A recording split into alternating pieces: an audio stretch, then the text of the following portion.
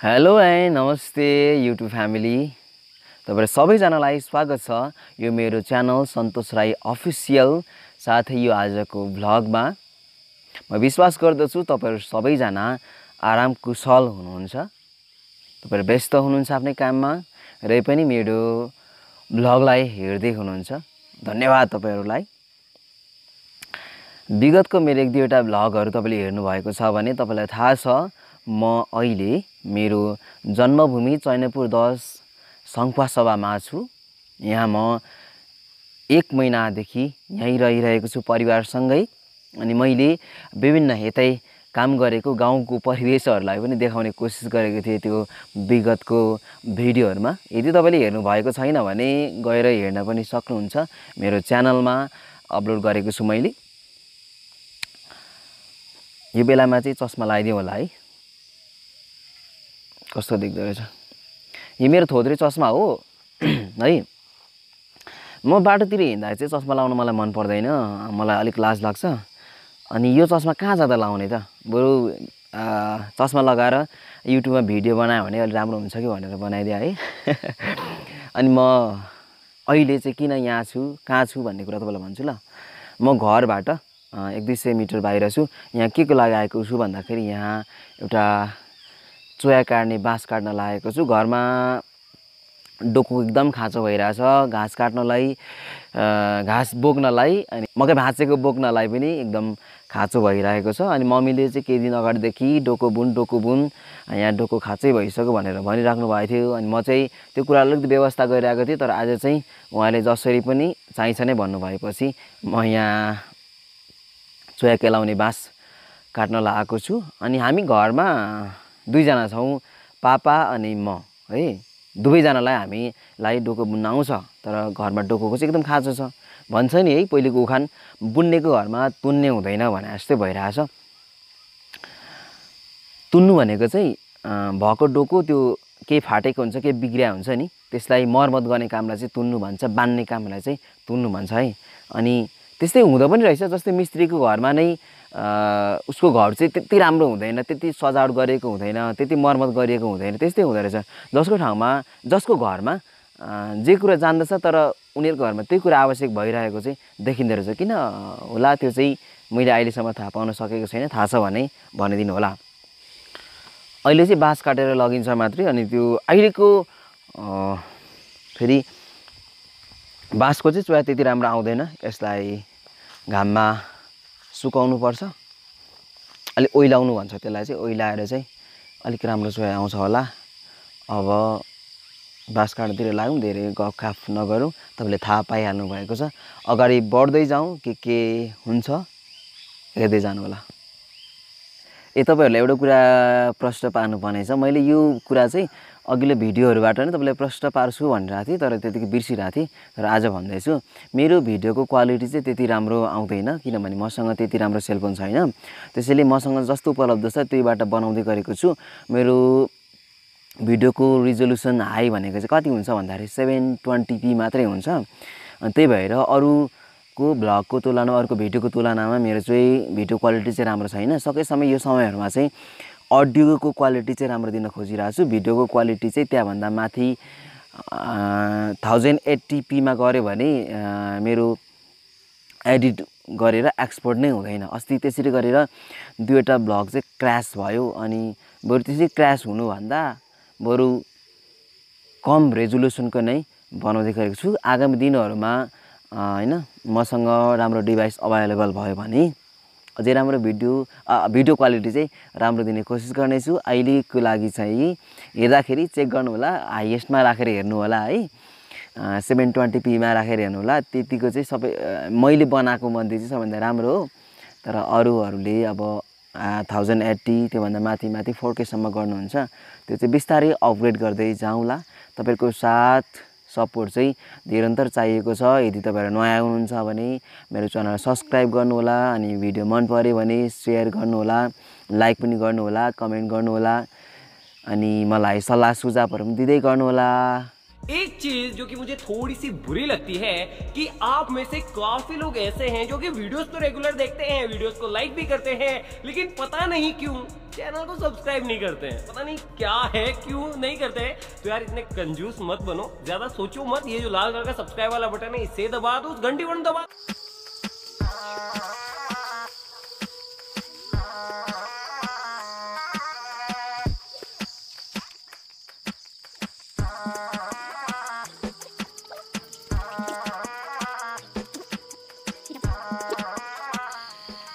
बाँस काट्दै गरेको चाहिँ भिडियो भएन रहेछ। मैले फोन माथि स्ट्यान्डमा छोडेर म तल झरेँ, तर मेरो फोनको ब्याट्री डेड भएर भिडियो भएन रहेछ। अनि फेरि म घर गएर फोन चार्ज गरेर फेरि त्यो ठाउँमा आइपुगेको छु। फेरि म अघि मैले त्यो बाँसको आधा भाग लगेँ, अब भने चाहिँ आधा भाग छ, आधा भाग लिन आएको छु। यो भाग लगेर चाहिँ अब चोया केलाउनु पर्नेछ।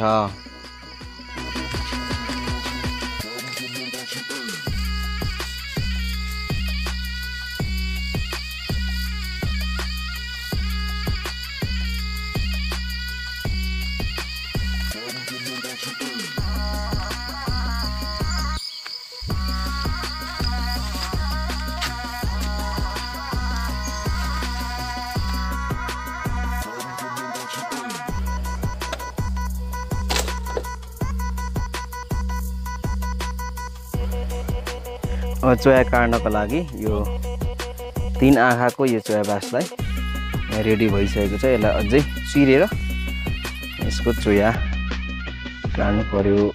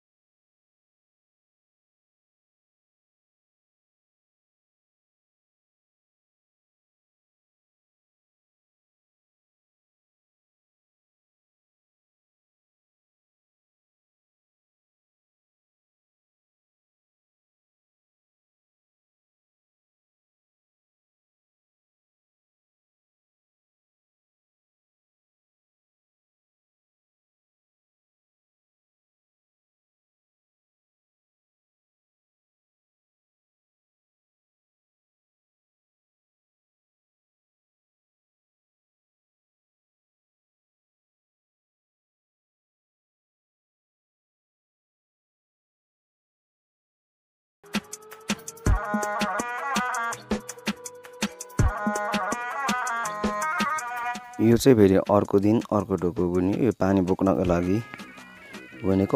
अस्तिको भन्दा अलिक सानो साइजको छ। पानी बोक्नलाई भनेर चाहिँ बुनियो, तर मैले भन्दै हुन्छ पनि घाँसै बोक्ने हुन्छ, पानी बोक्नु फेरि अर्कै बुन्नुपर्छ भन्ने हुन्छ। यो चाहिँ दोस्रो डोको भयो।